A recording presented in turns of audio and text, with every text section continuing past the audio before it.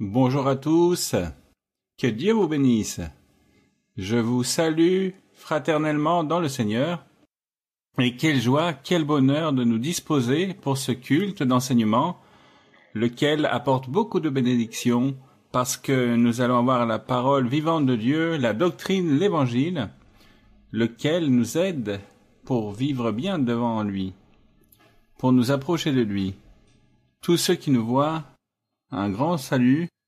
À tous ceux qui sont présents ici, recevez un grand salut fraternel et nous allons nous préparer pour ce culte d'enseignement et remettons-le au Seigneur et disons-lui: Seigneur de la gloire, Père très bon, Père grand et merveilleux, tu es grand. Quelle joie, Seigneur! Quelle joie aujourd'hui, un jour de plus pour toi et par toi, Seigneur. Parce que tu es le grand, parce que tu es le tout-puissant, parce que tu es le merveilleux, parce que béni, saint, saint es-tu, Seigneur. Tu es celui qui cause cette réunion, Seigneur.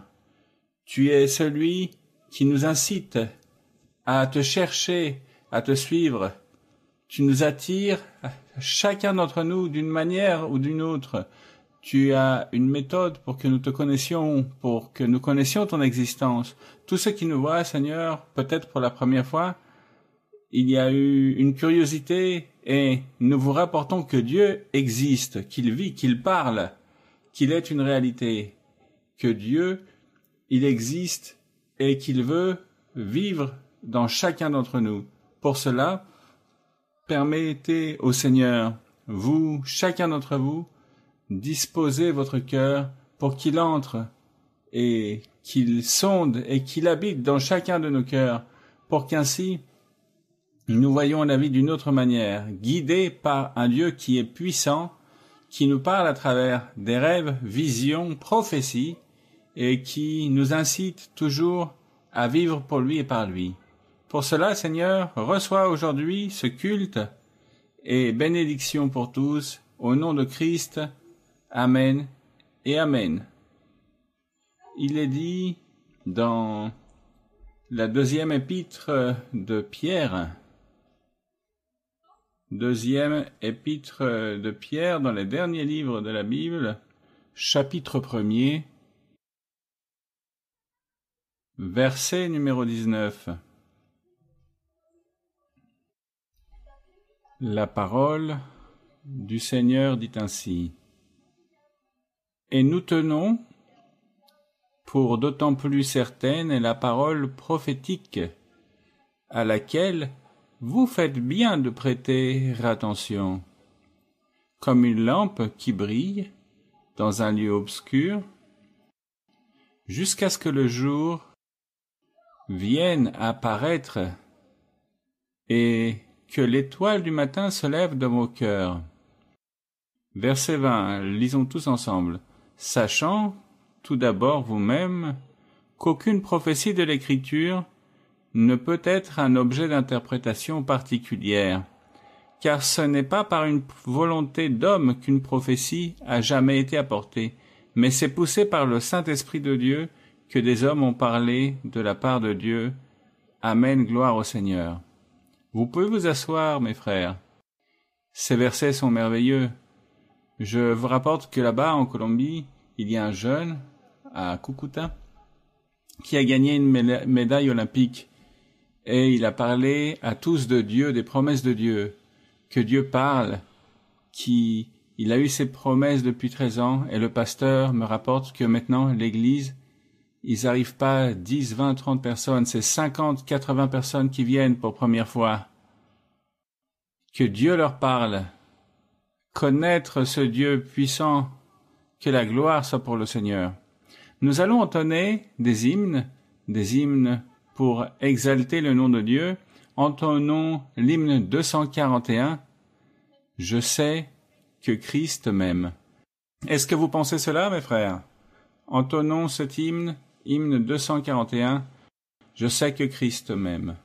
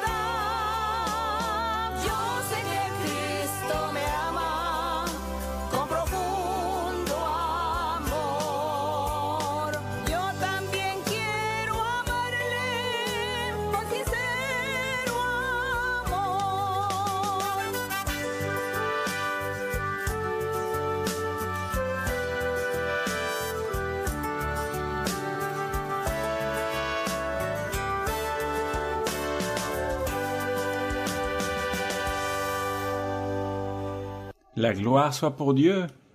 Et combien d'entre vous pensent que Christ nous aime profondément?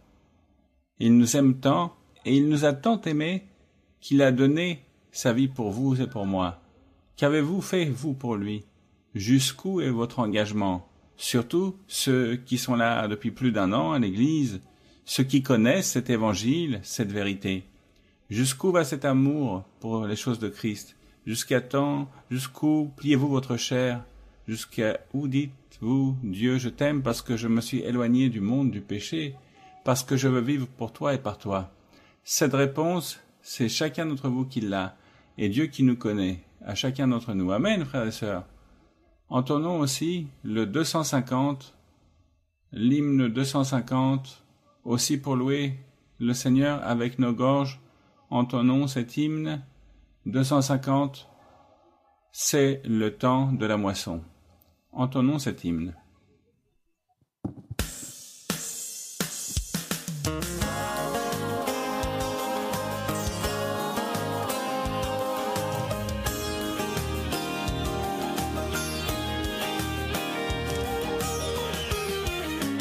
Es el tiempo de la siega y tú sin vacilar, declarando con holgura no hay que trabajar. Mientras tanto que el maestro te vuelve a llamar. Joven, joven, ven, trabaja ya. Ven y ve los campos blancos como están.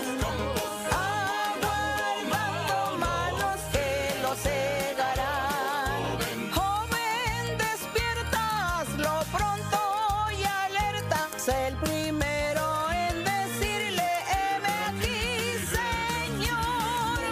Por doquier se inclina la madura mies, que las aves mueven y que bella es.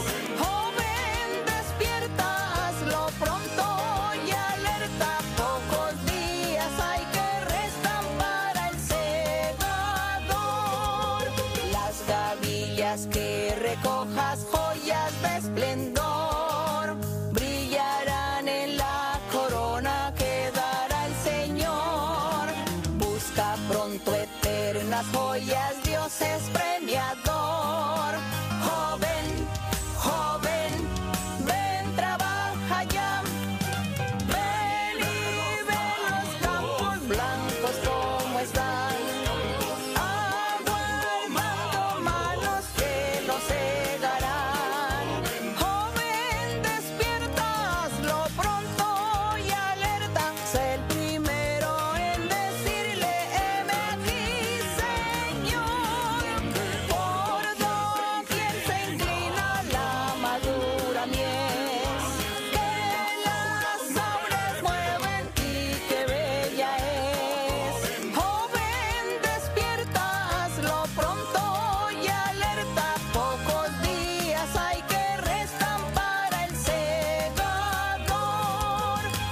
Pasando la mañana y nunca volverá.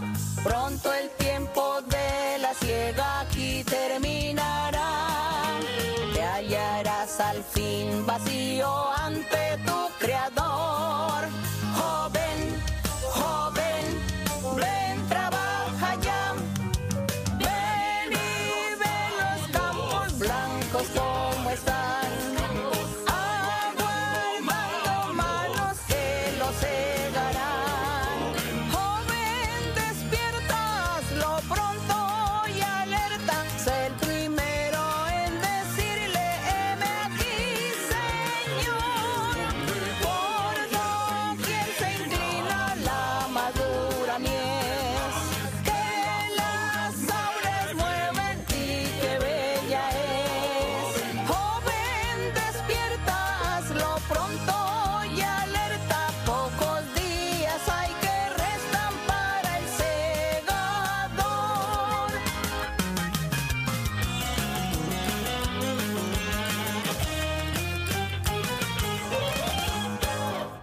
Gloire à Dieu!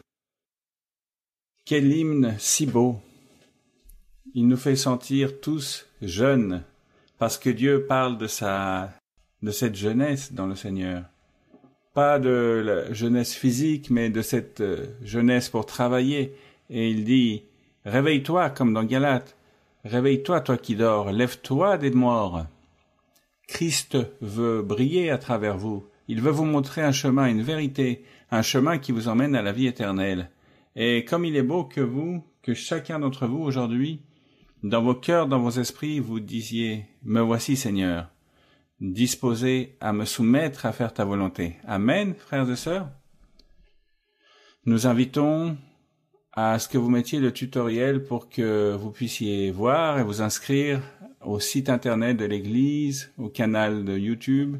Il y a aussi l'adresse de l'Église où vous pouvez vous inscrire. Vous trouverez beaucoup d'enseignements, d'études bibliques, beaucoup de prédications comme celle d'aujourd'hui qui vous servira pour votre vie, pour que vous connaissiez et vous compreniez chacune des paroles que nous disons.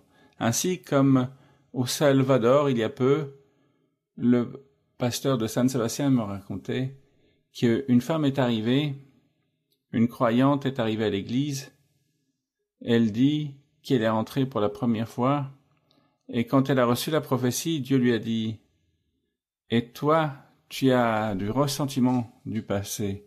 Moi, je vais te bénir, mais tu dois t'enlever cette rancœur, ces ressentiments. Et c'est le temps, et c'est le moment. » Elle dit qu'elle reçoit cette prophétie et qu'elle est très surprise. Elle est partie en méditant. La seule personne envers qui j'ai de la rancune, c'est mon père. Mon père m'a beaucoup maltraité quand j'étais jeune. Et oui, c'est vrai, depuis plus de 20 ans, je ne parle pas avec lui. J'ai un ressentiment vers lui. Et elle dit que il y a quelques jours sont passés et une personne de sa famille lui a dit « Votre père est très malade. Il est vraiment très malade. » Et elle a dit « C'est pour cela que Dieu m'a parlé, que j'enlève ce ressentiment. Je vais aller lui rendre visite. Voyons s'il me reçoit. » Et quand elle est arrivée à rendre visite à son père, elle l'a trouvé complètement sain, en bon état. Il l'a bien reçu. Ils ont parlé, ils se sont pris dans les bras. Ils se sont demandé pardon. Et elle a dit, on m'a trompé en me disant qu'il était malade, mais bon, ce qui est important, quand elle est sortie, l'important c'est que je me suis réconcilié avec mon père et je m'en vais tranquille. Et elle a dit, papa, nous nous voyons demain. Le lendemain, quand elle arrivait rendre visite à son père, il était parti, il était mort. Elle donne la gloire au Seigneur qu'elle n'est pas restée avec ce ressentiment dans son cœur. Béni soit notre Seigneur. Gloire au Seigneur. Nous nous levons, frères et sœurs. Nous allons entonner le cantique 134, « Tu es le chemin ». Et il n'y a pas d'autre chemin, seulement le sien, celui que nous vous offrons ici. Ouvrez votre esprit, votre cœur, et demandez au Seigneur que l'entendement, pour que vous chérissiez de connaître l'Église du Dieu vivant. Entonnons le cantique 134, « Tu es le chemin ».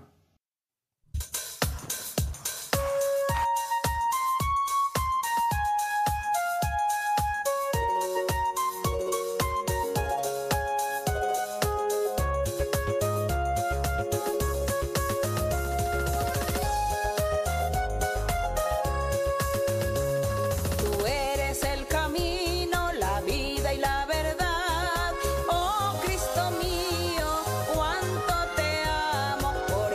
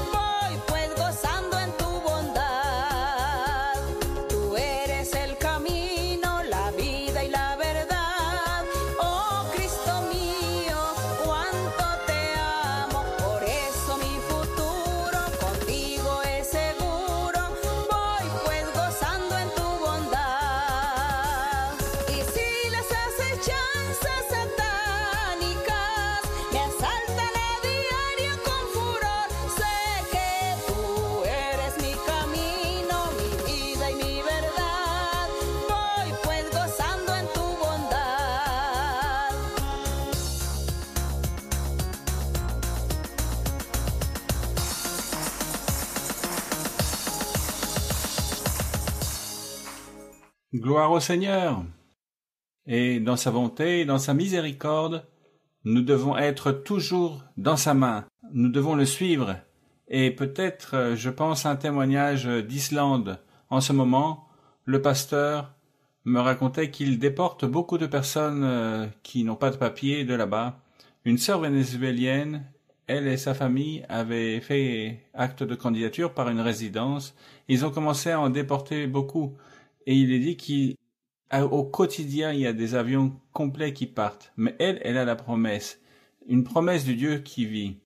Et le jour où elle a été appelée, son avocat l'a appelée, le jour où elle a été citée à la migration, son avocat a dit « Votre résidence est sortie, la gloire au Seigneur, la gloire pour le Seigneur, béni soit notre Dieu. » C'est pour cela, il n'y a qu'un chemin, et il faut bien le prendre. Et c'est pour cela que nous allons chanter ce cantique numéro 135. Essaye avec diligence. Présentez-nous devant qui?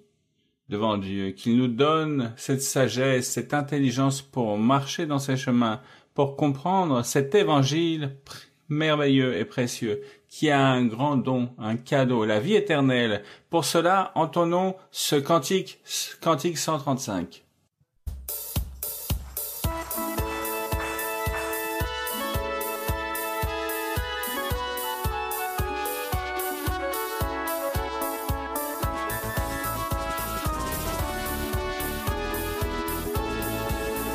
Procura con diligencia presentarte a Dios. Procura con diligencia presentarte a Dios. Aprobado como obrero que no tiene de qué avergonzarse, que traza bien la palabra de verdad. Procura con diligencia presentarte a Dios. Procura con diligencia presentarte a Dios. Aprobado como obrero que no tiene de qué avergonzarse, que traza bien la palabra de verdad. Procura con diligencia presentarte a Dios. Procura con diligencia presentarte a Dios. Aprobado como obrero que no tiene de qué avergonzarse, que traza bien la palabra de verdad.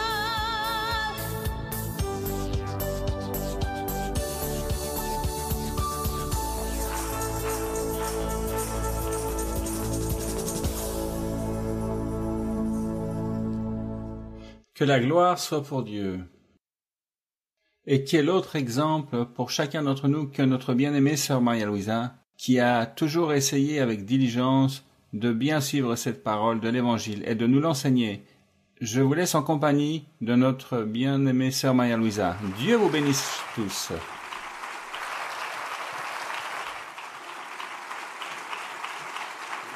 Dieu vous bénisse.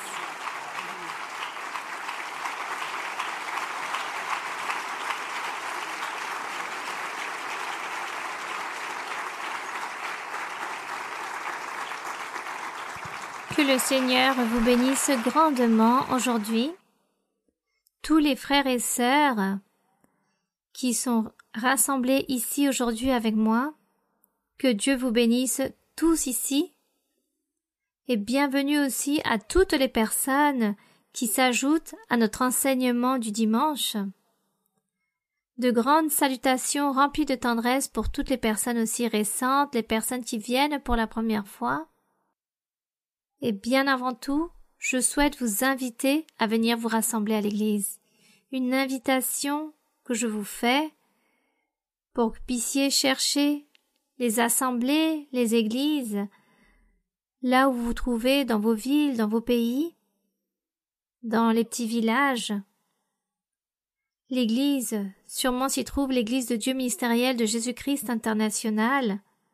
Vous pouvez aller vous rassembler, car c'est très important qu'on vous impose les mains et aussi que vous puissiez recevoir la prophétie. Car je sais que vous vous rassemblez et vous aimez regarder l'enseignement, vous aimez beaucoup écouter de la Bible sur les choses de Dieu, car c'est vraiment très merveilleux le chemin de Dieu. Et c'est très beau de lire la Bible, d'écouter toutes ces narrations, ces histoires bibliques, tout ce que Dieu nous raconte au sujet des faits depuis le début. Il s'agit d'un résumé de quelque chose de très court, car la Bible, il n'y a pas toutes les manifestations de Dieu depuis Adam et Ève.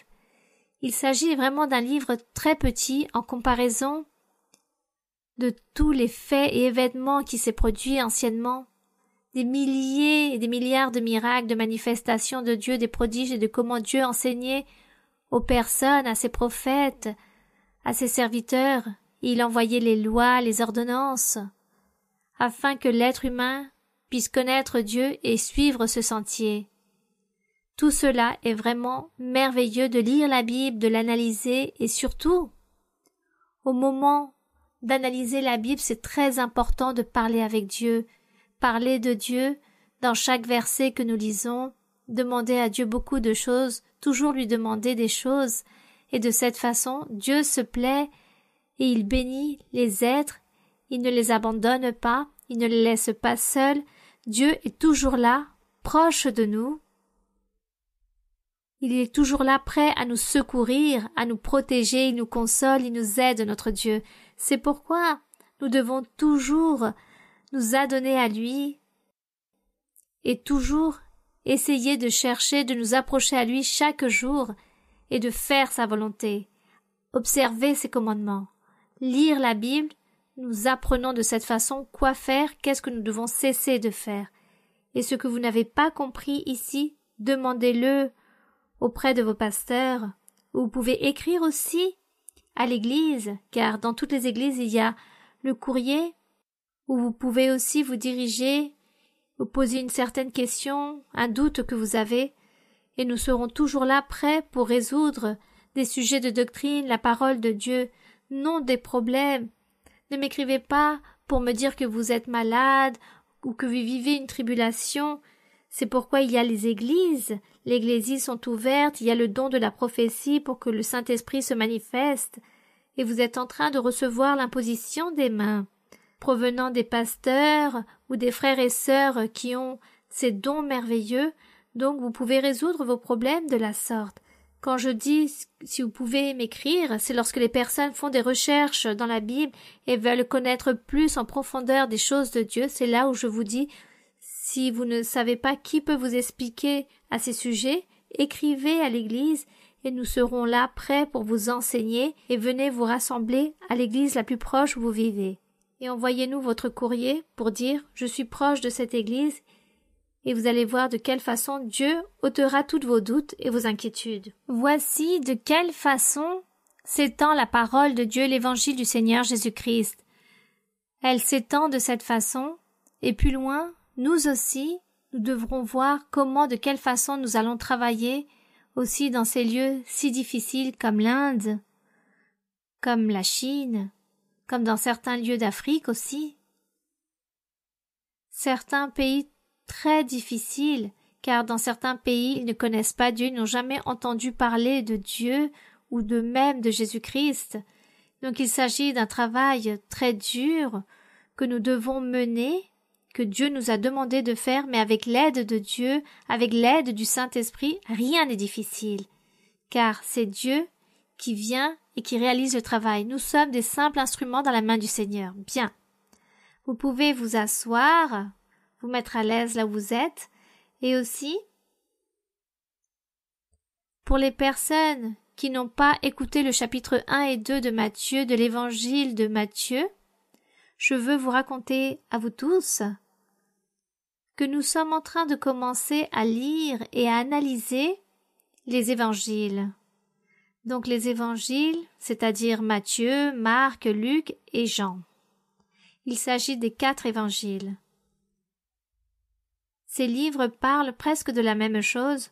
Nous allons trouver dans chaque livre, dans chaque évangéliste, nous allons trouver certains sujets, certains faits ou événements qui sont similaires, disons, les 4 évangélistes se sont dédiés, certains ont été témoins de Matthieu, ils ont vécu avec le Seigneur, donc ce qu'ils écrivent c'est parce qu'ils l'ont vu et entendu, mais dans les autres évangélistes, comme Marc, Luc, ils se sont dédiés à faire des recherches, à questionner auprès des autres personnes vis-à-vis des choses qu'ils ont vécues au sujet du Seigneur Jésus-Christ, surtout là-bas à Jérusalem. Donc les personnes leur racontaient leurs expériences, et ces personnes disent la même chose que Matthieu. Même s'il y a quelques différences dans certains mots, dans la manière de dire les choses, dans la manière de s'exprimer, mais les faits ou l'événement est le même. Nous allons donc le retrouver ici. Je vous dis qu'ici dans Matthieu, nous allons lire tout Matthieu, mais lorsque nous nous trouverons dans Marc, nous allons trouver beaucoup de choses qui se sont liées dans Matthieu. Mais pour moi, je ne pense pas que je dois sauter ces choses, mais plutôt, revenons à lire la même chose.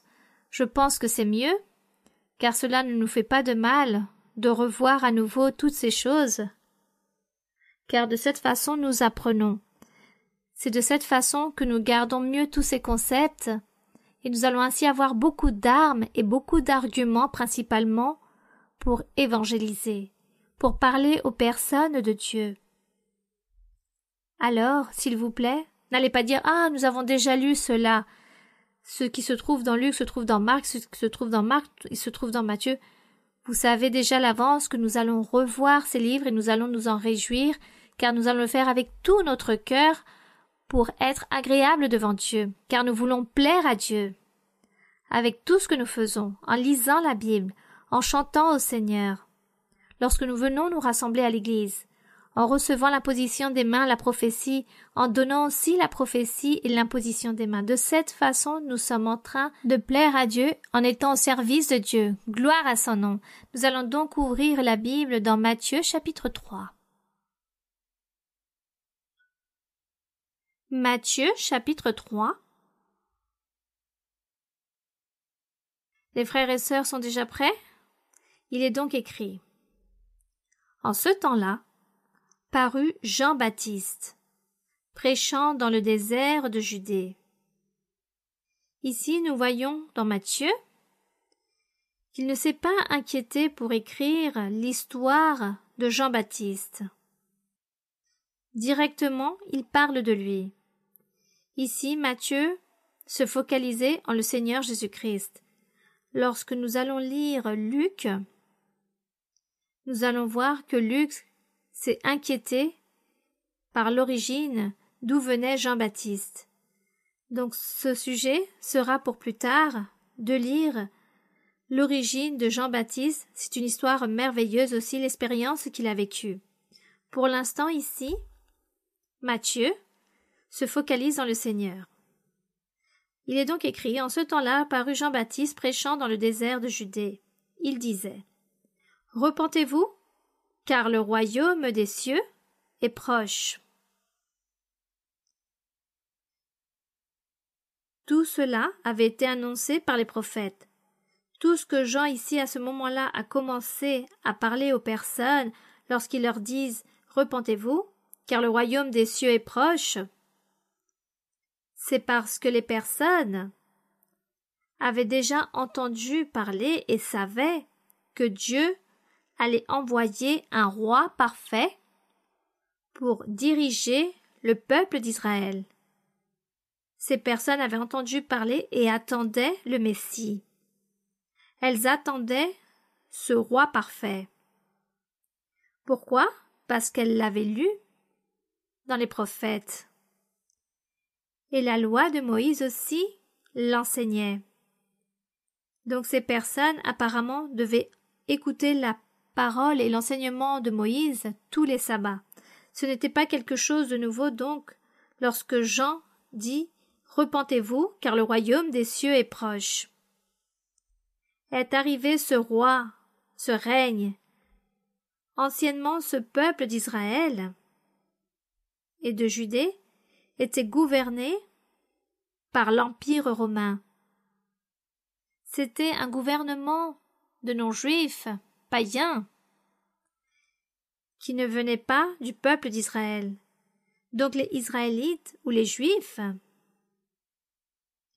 étaient soumis, disons d'une certaine façon, ils étaient sous la servitude de cet empire romain, de ce gouvernement romain. C'est pourquoi, lorsque Jean dit « Repentez-vous car le royaume des cieux est proche », vient ce changement pour le peuple d'Israël.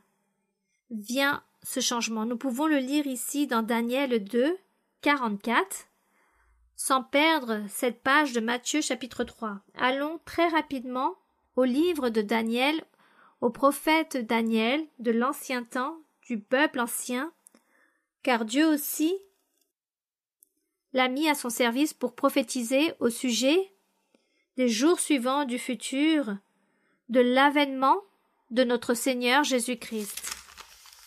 Donc, dans Daniel chapitre 2, il dit la chose suivante. Il est écrit ici dans le verset 44. Daniel 2, 44. N'oubliez pas que Daniel était prophète et Daniel vivait à Babylone. Il a été déporté lorsqu'il y eut la destruction de Jérusalem. Lorsque le temple du Seigneur que Salomon avait bâti, ce temple merveilleux a été détruit.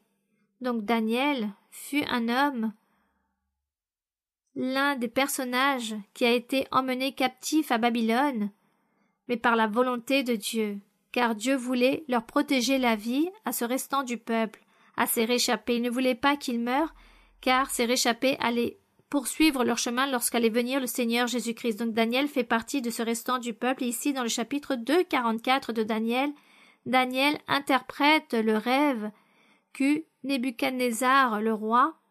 Il eut un rêve. Il était confondu avec ce rêve. Il s'était inquiété énormément et qu'il a appelé tous ses magicien pour qu'il puisse interpréter ce rêve, et personne n'a pu interpréter ce rêve, mais quelqu'un le connaissait et avait découvert qu'il se trouvait un homme de Dieu parmi cette foule, cet homme nommé Daniel, car Dieu l'appuyait, lui révélait les rêves, et c'était un homme qui était rempli de Dieu. Ils l'ont appelé devant le roi, ils ont appelé Daniel devant la présence du roi, et le roi lui a demandé « Qu'ai-je rêvé? Car je ne le comprends pas, donne-moi l'interprétation de ce rêve. » Et je pense qu'il se rappelait, c'est juste qu'il a voulu mettre à l'épreuve Daniel, il n'a pas voulu lui raconter quel était ce rêve, pour que Daniel puisse commencer à raconter ce rêve. Et c'est de cette façon que Daniel commence à interpréter ce rêve, à lui dire qu'il s'agit de ceci, cela, et c'est là où il lui a donné l'interprétation de ce rêve par rapport à cette statue, à ses bras, qu'est-ce que tout cela signifiait pour les jours suivants. C'est pour cela qu'ici, dans le chapitre 3, verset 43, il est écrit « Tu as vu le fer mêlé avec l'argile parce qu'ils se mêleront par des alliances humaines. Il s'agissait de gouvernements qu'allaient venir dans les jours suivants. » Ce rêve qu'eut le roi Nebuchadnezzar, ce fut un rêve qui s'est accompli avec l'Empire romain. Cette bête avec laquelle il a rêvé en voyant cette statue, cette tête, qu'il s'agissait qu'elle était remplie d'or, et ensuite il a vu des bras d'argent, mais les jambes étaient en argile. C'est là où Daniel commence à interpréter au sujet de ce rêve de cet empire romain, et c'est lorsqu'il lui dit qu'allait venir dans les jours suivants ce gouvernement. Et c'est pourquoi lorsqu'il parle ici qu'il a vu les bras et les jambes qui étaient en argile, c'est parce qu'ils étaient fragiles et qu'ils allaient se briser, et c'est pourquoi il dit « Tu as vu le fer mêlé avec l'argile parce qu'ils se mêleront par des alliances humaines. Ces empires romains qui viendront dans les jours suivants, l'empire romain et toutes ces personnes qui viendront dans les jours suivants, ils réaliseront une alliance, mais ils ne seront point unis l'un à l'autre, de même que le fer ne s'allie point avec l'argile. Et dans le temps de ces rois, c'était l'Empire romain, les Césariens, et dans le temps de ces rois, le Dieu des cieux suscitera un royaume qui ne sera jamais détruit. Et vous savez de quel règne il s'agit, n'est-ce pas? Il lèvera un règne qui ne sera jamais détruit et qui ne passera point sous la domination d'un autre peuple. Ce règne brisera et anéantira tous ces royaumes-là, et lui-même subsistera éternellement. Que la gloire soit pour notre Dieu, notre roi, le Seigneur Jésus-Christ, notre roi. Allez se lever. Ce royaume allait vivre éternellement. Et ce royaume allait briser cette argile, et ce royaume subsistera éternellement. C'est pourquoi Daniel donne une interprétation correcte à ce roi, et je pense que ce roi n'a même pas pu comprendre. Sûrement à ce moment-là, il pensait qu'il s'agissait d'un roi de chair et d'os qui allait venir dans les jours suivants. Mais le plus beau, c'est que Daniel disait qu'il subsistera éternellement.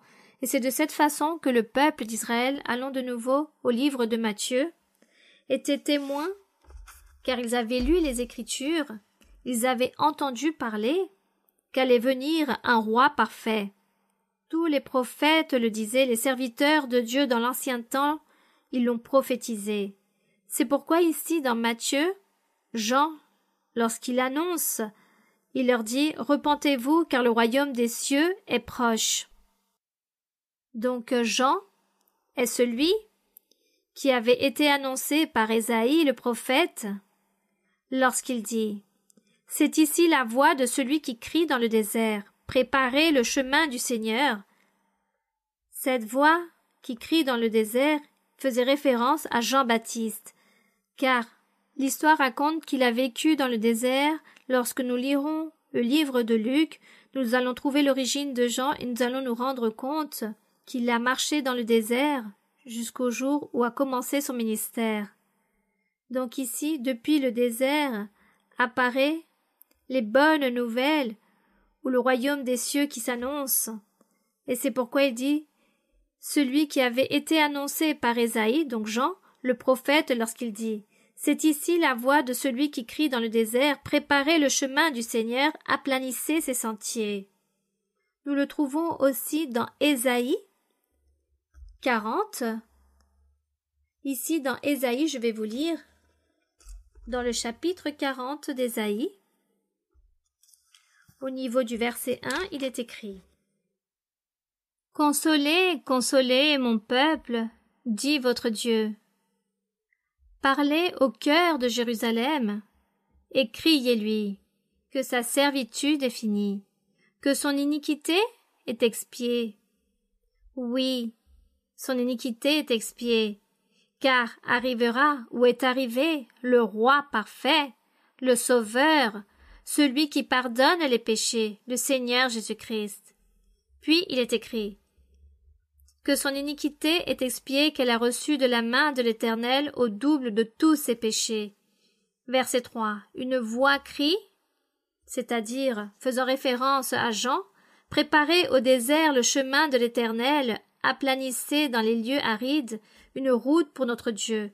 Donc ici, il est en train de dire que le travail que devait réaliser Jean dans le verset 4, car ce chapitre 40 parle de cette consolation, de cette parole prophétique pour les jours suivants, pour le futur, avec l'avènement du Seigneur Jésus-Christ et la manifestation de Jean-Baptiste, sa manière de prêcher.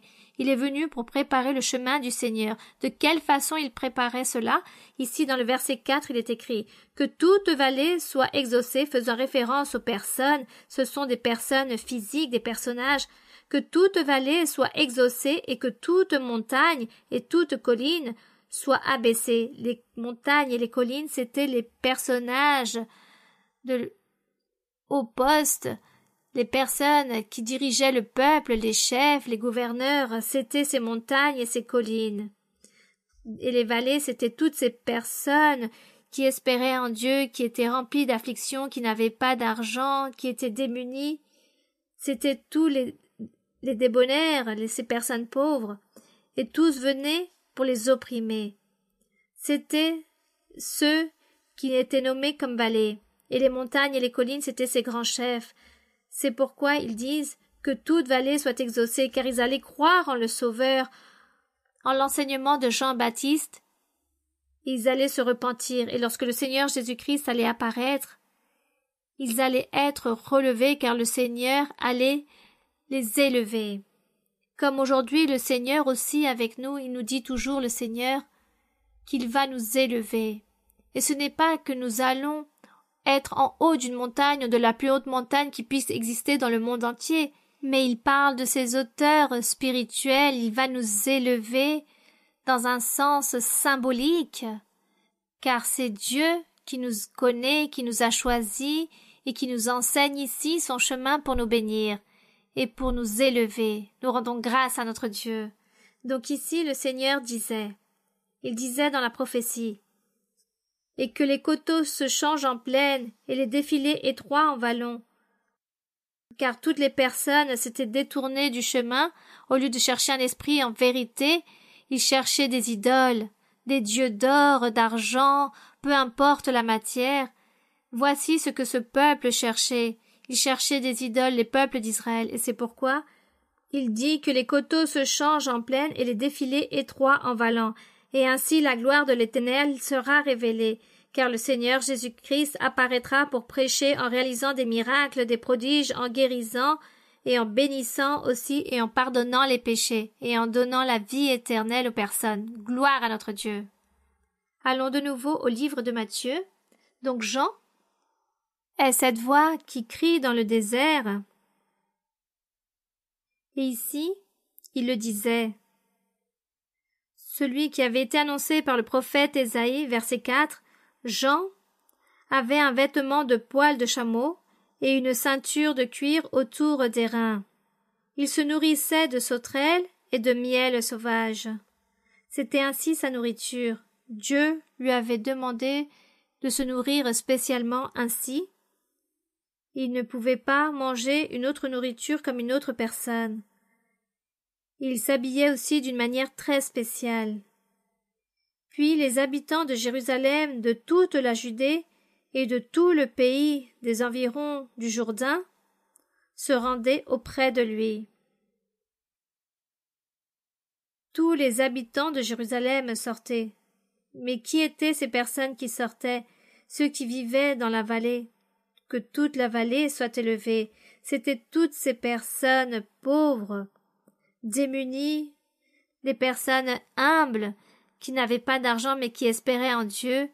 Ils étaient opprimés, humiliés, car ils vivaient sous la servitude de tous ces chefs, de toutes ces personnes qui dirigeaient le peuple. Et toutes ces personnes cherchaient Jean-Baptiste lorsqu'il leur dit « Repentez-vous, car ce royaume s'approche ». Il dit que toute la Jérusalem, toute la province de Jérusalem ont été baptisés par Jean dans le Jourdain en confessant leurs péchés. Ils confessaient à Jean leurs péchés, et Jean à ce moment-là leur parlait du royaume des cieux. Et il leur disait qu'il fallait se repentir, qu'il ne fallait plus recommettre le péché, ni refaire toutes ces choses mauvaises, mais croire en cet envoyé du Seigneur, car promptement ils allaient le voir, promptement il allait se manifester parmi eux.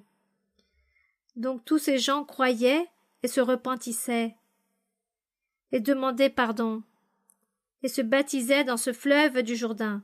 Et en voyant venir à son baptême beaucoup de pharisiens et de sadducéens, il leur dit « Race de vipères !» car tous ces pharisiens et tous ces sadducéens venaient juste par curiosité pour voir qu'est-ce que Jean faisait, qu'est-ce qu'il allait faire. Ils ne venaient pas avec un cœur pour se repentir ou avec un esprit juste, non. Ils venaient pour juger et condamner, voici à quoi ils venaient. Et Jean leur dit « Race de vipères ! Qui vous a appris à fuir la colère à venir ?» Jean n'eut aucune parole douce ou de consolation pour ses ennemis de Dieu ou pour ses méchants qui s'étaient éloignés de la voie du Seigneur, mais c'étaient les personnes qui dirigeaient, c'étaient les personnes qui enseignaient la loi. Soi-disant, ils enseignaient la loi, et ces gens étaient là comme juges dans le peuple, obligeant les autres à observer tous les commandements, à accomplir toutes les règles, mais eux-mêmes ne faisaient rien. Mais aux personnes simples, humbles et faibles, ceux qui n'avaient ni droit ni vote, il leur obligeait à travers des châtiments qu'ils devaient accomplir et observer la loi. C'est pourquoi ils étaient très irrités contre toutes ces personnes. Et même Jean leur dit « Race de vipères » dans le verset 8. Il leur dit « Produisez donc du fruit digne de la repentance, et ne prétendez pas dire en vous-même « Nous avons Abraham pour père. » Car je vous déclare que ces pierres-ci Dieu peut susciter des enfants à Abraham. Faisant ici comprendre à ces personnes, car eux ils disaient « Nous avons Abraham, car nous croyons en la loi de Moïse.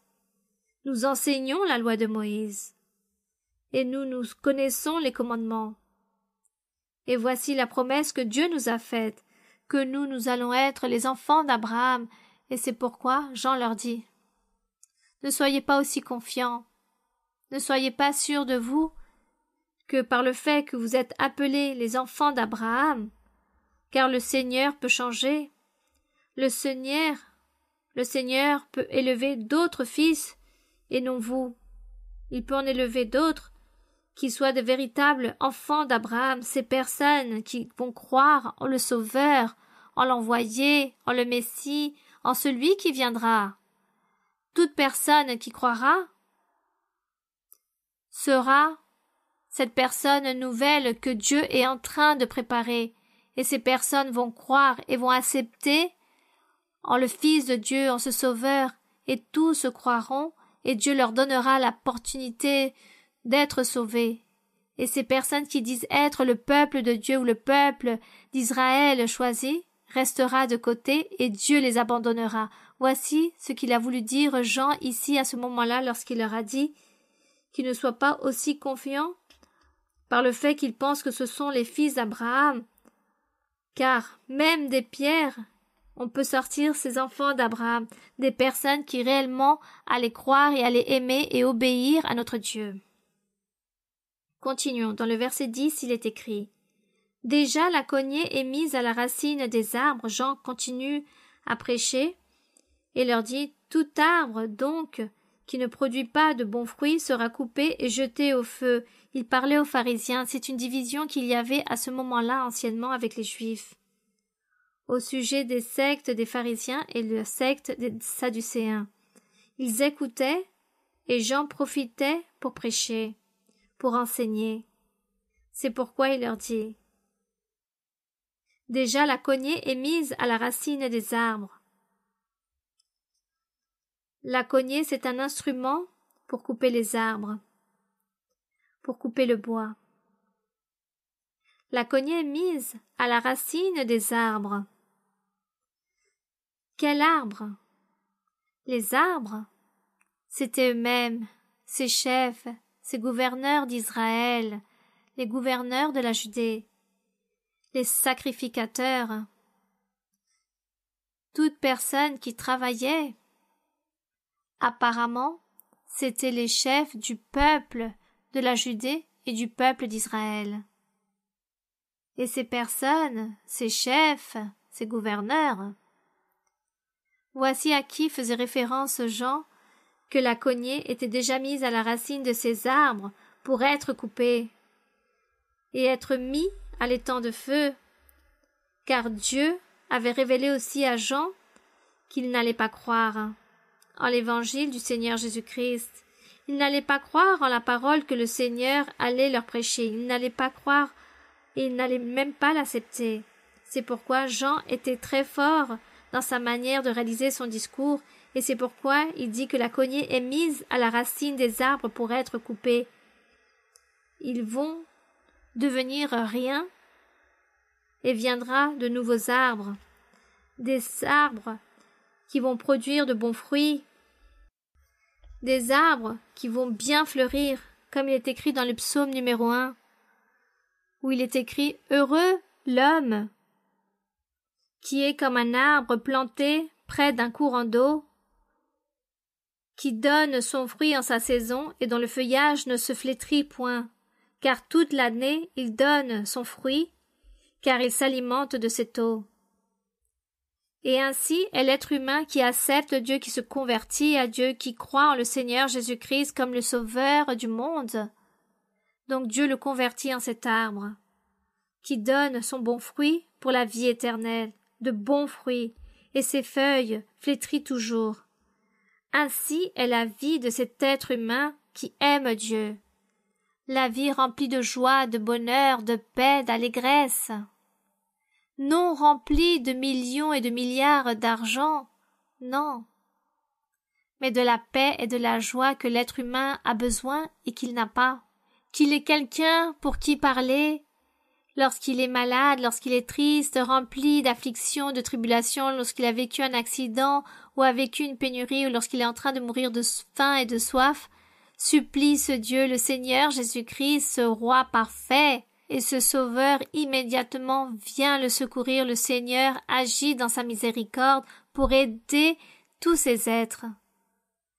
Ainsi sont ces arbres que le Seigneur réellement voulait établir ici dans cet enseignement de Jean. Et ces arbres fruitiers qu'il allait établir ne seront pas coupés. C'est pourquoi aujourd'hui nous rendons grâce à notre Dieu, car aujourd'hui le Seigneur, nous nous considérons comme ces arbres, et cette eau courante où cet arbre est planté est notre Dieu.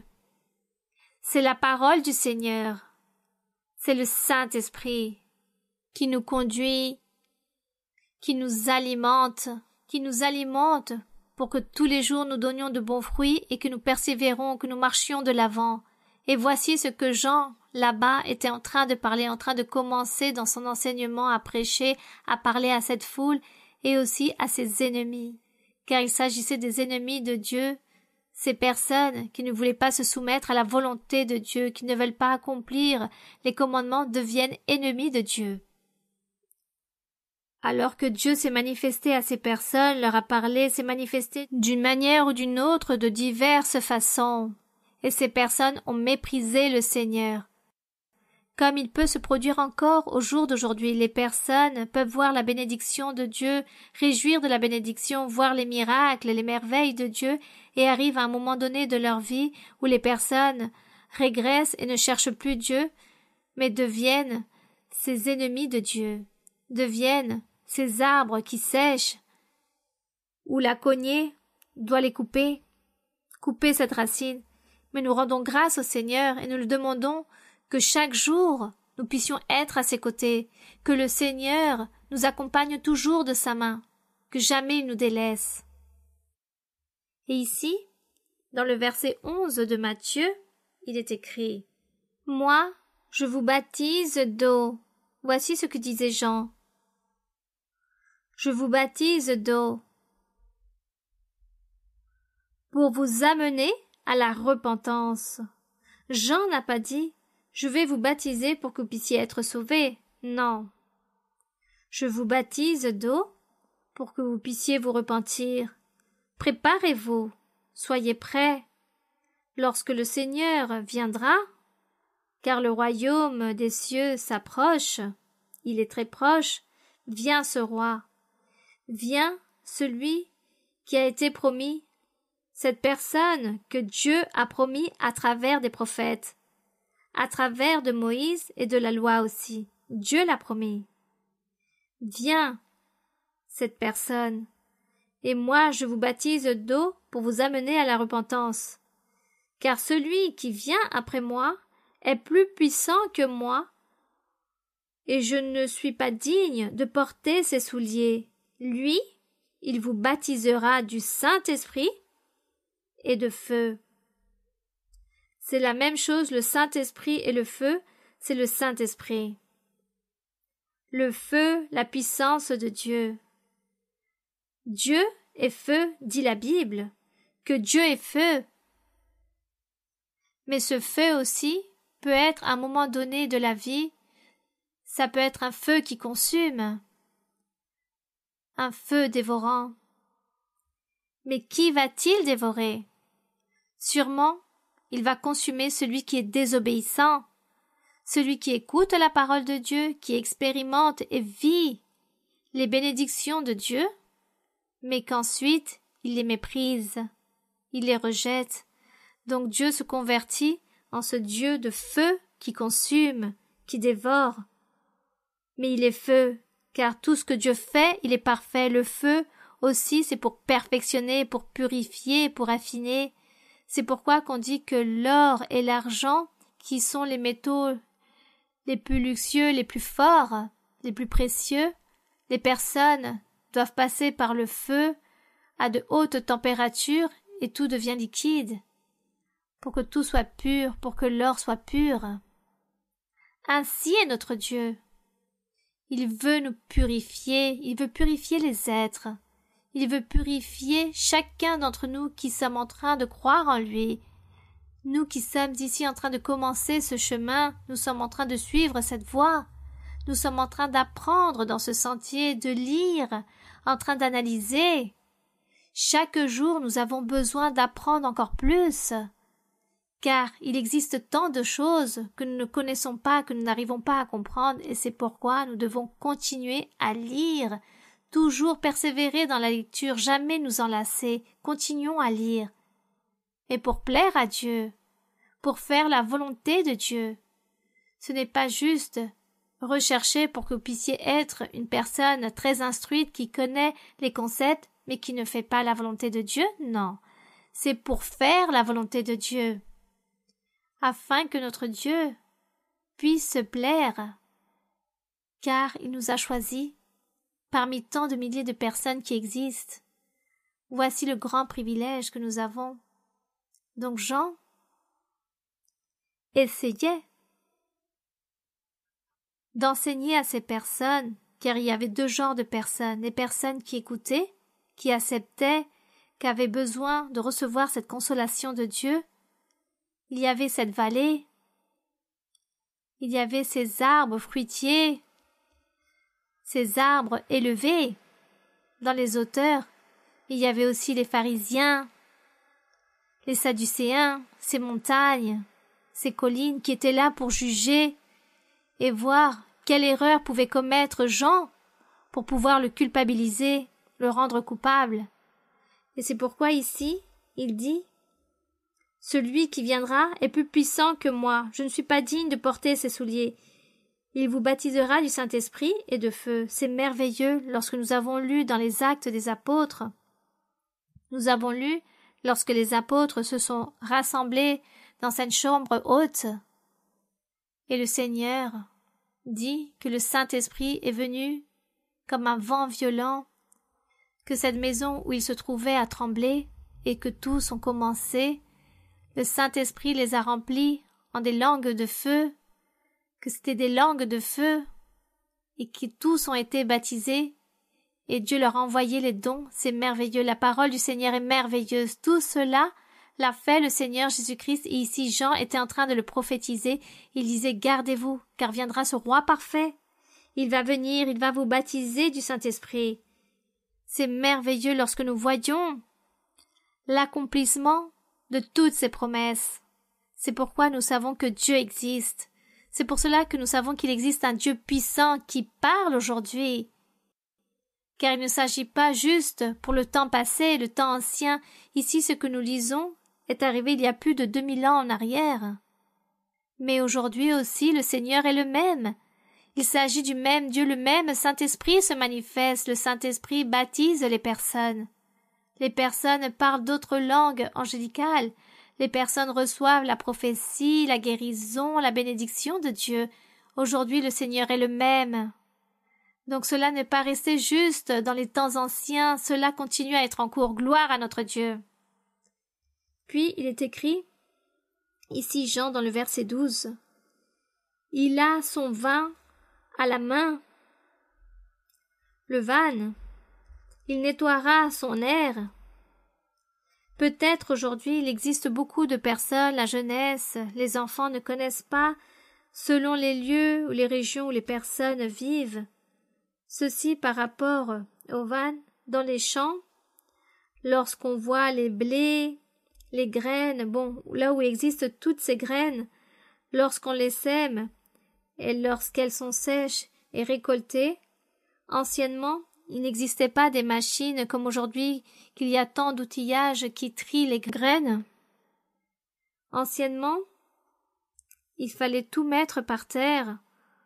On réalisait un espace plat où au milieu il y avait comme une colonne très forte et là on y attachait les animaux, les vaches, les veaux, les bœufs, les ânes et on les faisait marcher en rond durant toute la journée. Ils écrasaient ces graines pour ôter le surplus ou la peau, ce qu'on appelait trier anciennement. C'était le travail que réalisaient ces animaux. Donc, la peau restait à part et la graine, disons que la graine restait nue, donc c'était avec un van qu'ils utilisaient cela, une grande machine qui se levait vers le haut et avec l'air, avec le vent, la paille ou la peau, ce qui restait de surplus, partait, était ventilé et était jeté. La graine tombait ainsi par terre, c'était la manière, disons, comme de ventiler, de séparer. Donc Jean dit, il a son van, le Seigneur est à la main du Seigneur, et il nettoiera son air. L'air, c'était le lieu où je vous parlais tout à l'heure pour trier cette graine.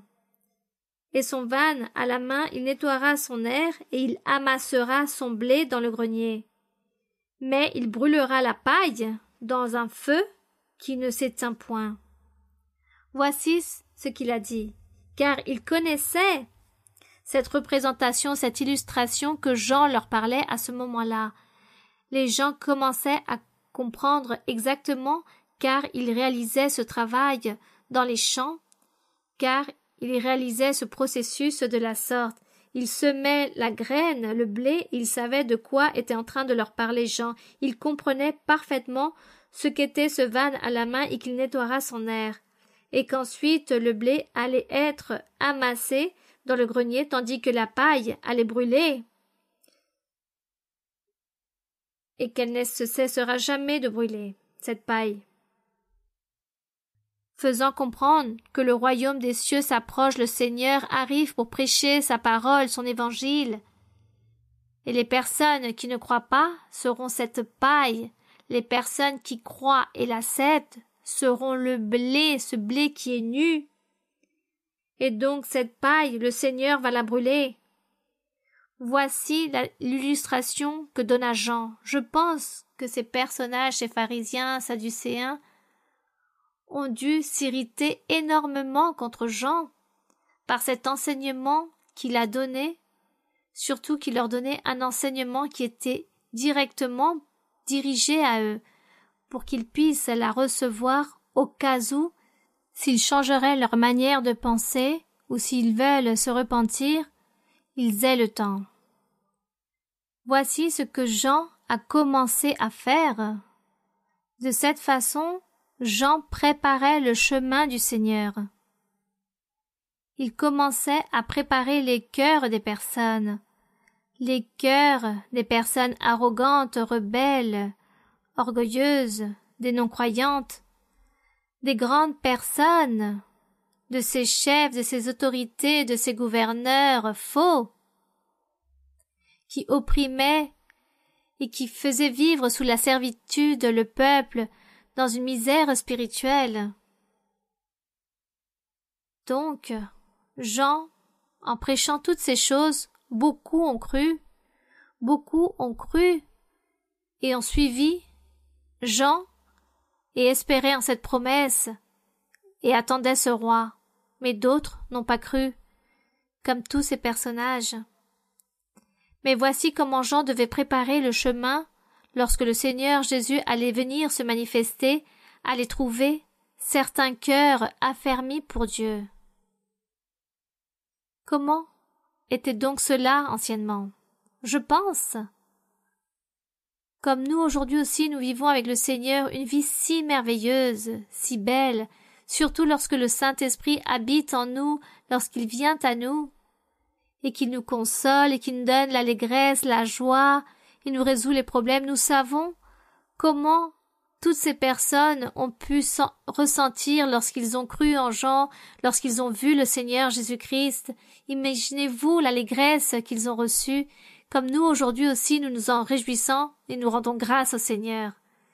Continuons dans le verset 13. Alors Jésus vint de la Galilée au Jourdain vers Jean.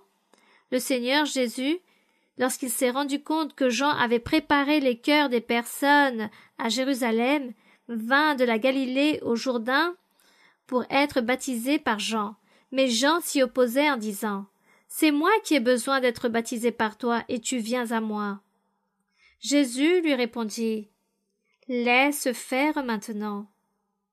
Ne me demande pas, ne pose pas tant de questions, ne m'exige pas, ne doute pas, ne dis rien.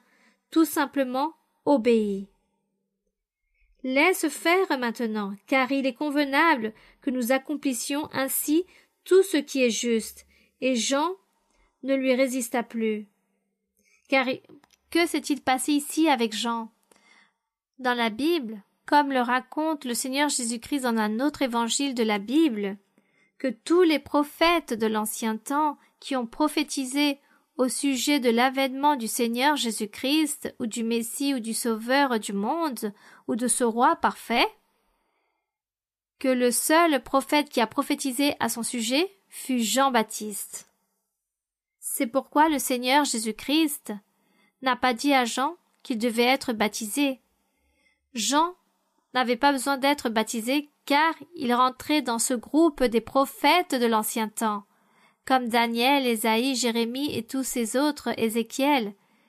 Donc, Jean fut le dernier prophète qui a prophétisé sur le Sauveur, sur Jésus-Christ. Il a prophétisé et il a dit « Repentez-vous, le royaume des cieux approche, il arrive, il est celui qui est parfait, il va vous sauver, il va vous baptiser du Saint-Esprit, il va vous donner la vie éternelle. Alors repentez-vous. » C'est le seul et le dernier prophète qui a prophétisé au sujet de cette promesse merveilleuse divine du Sauveur Jean-Baptiste. Et Jean fut partie de tous ces prophètes de l'ancien temps. C'est pourquoi il n'a pas été baptisé d'eau. Et le Seigneur Jésus devait être baptisé d'eau. Pourquoi? Parce qu'il donnait le commencement de ce chemin du salut vers le chemin du véritable évangile qu'il allait prêcher. L'évangile véritable de notre Seigneur Jésus-Christ, qui consiste à croire en Jésus-Christ autant que Dieu et Fils de Dieu. Et le Sauveur, celui qui donne la vie éternelle. Voici en quoi consiste l'Évangile, sur les bonnes nouvelles.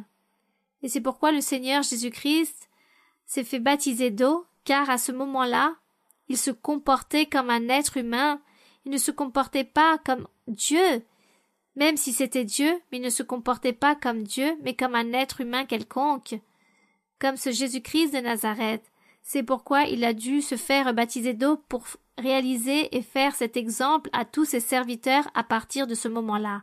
C'est pourquoi nous lisons dans certains passages qu'il y avait des disciples qui avaient été baptisés par Jean dans le Jourdain, et de nouveau ils ont été baptisés au nom du Seigneur Jésus-Christ pour le pardon des péchés et pour la vie éternelle. Cela nous l'avons lu. Amen. Donc, que s'est-il passé? Le Seigneur Jésus, c'est pourquoi il s'est fait baptiser d'eau, car en tant qu'être humain, il disait « Je dois donner l'exemple, l'évangile commence de cette façon. Celui qui croit et soit baptisé sera sauvé. » Il devait donc commencer, donner l'exemple, et c'est pourquoi il a dit à Jean de le baptiser, et lorsque Jésus lui dit « Tu dois me baptiser d'eau », et Jean lui dit « Non, c'est moi qui dois être baptisé par toi. » Le Seigneur dit « Laisse faire maintenant, tu ne sais pas ce que tu es en train de dire. » Il ne lui a même pas donné d'explication. Tout simplement, tais-toi et laisse maintenant.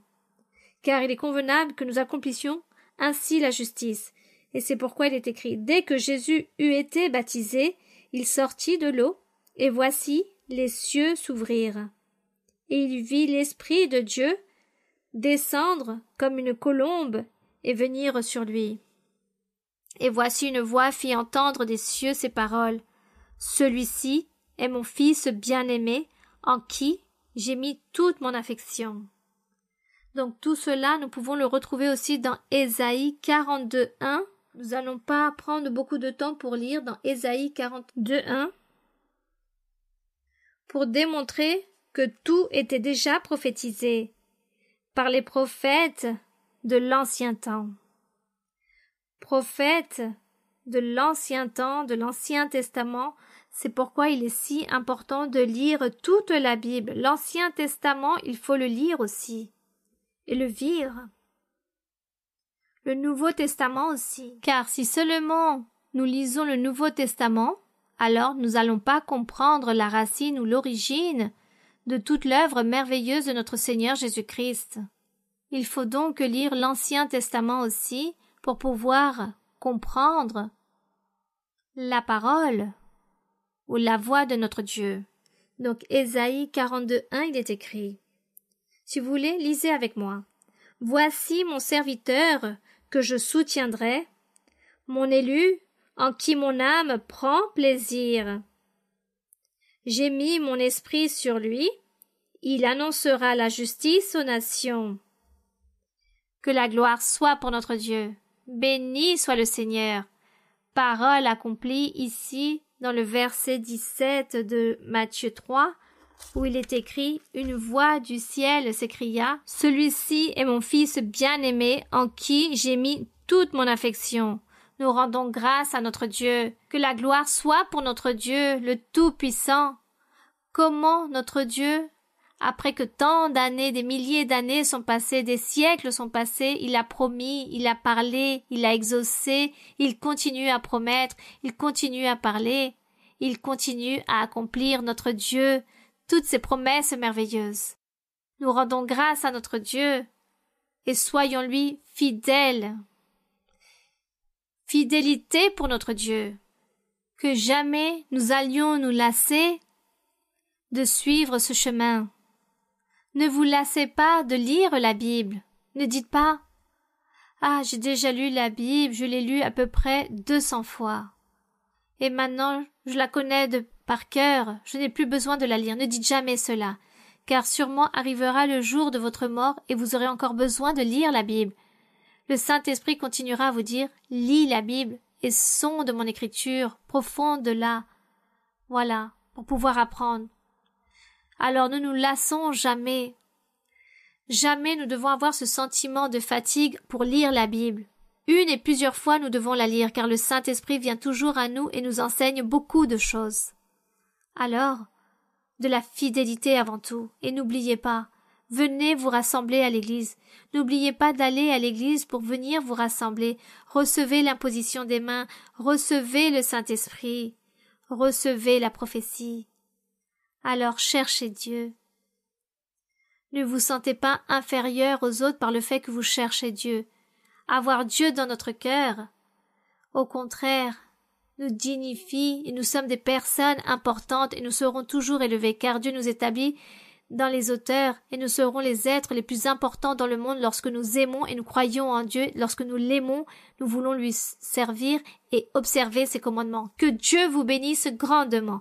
Que Dieu soit avec chacun d'entre vous. Nous allons prier.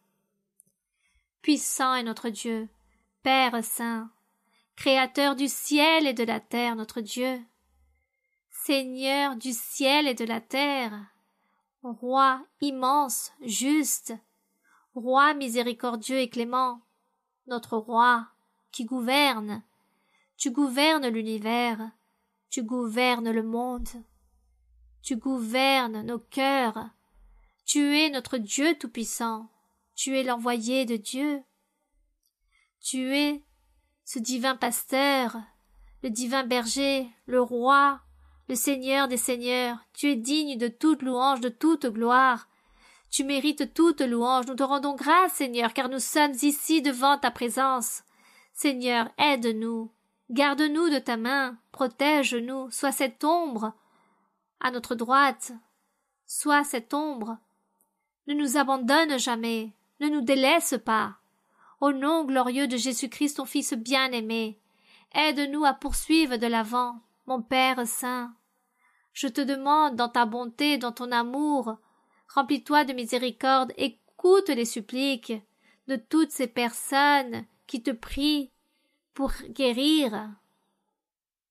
À cause des sorcelleries, des envoûtements, à cause de leur empêchement de pouvoir réfléchir, à cause de tout leur handicap, qui ne peuvent bouger, qui ne peuvent réfléchir par elles-mêmes.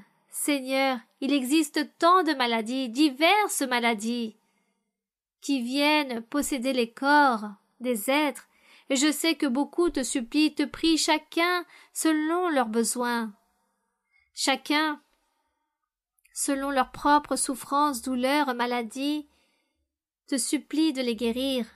Seigneur, penche tes oreilles à nos suppliques, à nos prières et aux souhaits que nous avons dans notre cœur. Bénis, Seigneur, exauce-nous ta grâce. Merci, mon Père, nous te rendons grâce, mon Seigneur. Les louanges sont pour toi.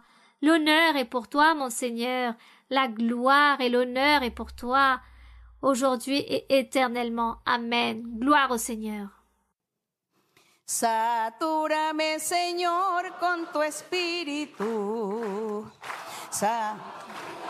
Señor, con tu espíritu. Y dame sentir el fuego de tu amor aquí en mi corazón, Señor. Déjame sentir el fuego de tu amor aquí en mi corazón, Señor. Satúrame, Señor, con tu espíritu. Satúrame, Señor, con tu espíritu. Y déjame sentir el fuego de tu amor aquí en mi corazón, Señor. Y déjame sentir el fuego de tu amor aquí en mi corazón, Señor. Nous rendons grâce au Seigneur. Nous remercions notre Dieu. Merci. Que Dieu vous bénisse. Toutes mes salutations remplies de tendresse à chacun d'entre vous et toutes les personnes aussi qui encore ne viennent pas se rassembler à l'église, mais qui écoutent l'enseignement. Que Dieu vous bénisse. Dieu vous bénira. Et pour les enfants, le bisou comme toujours. Que Dieu vous bénisse. Merci. Merci et à très bientôt.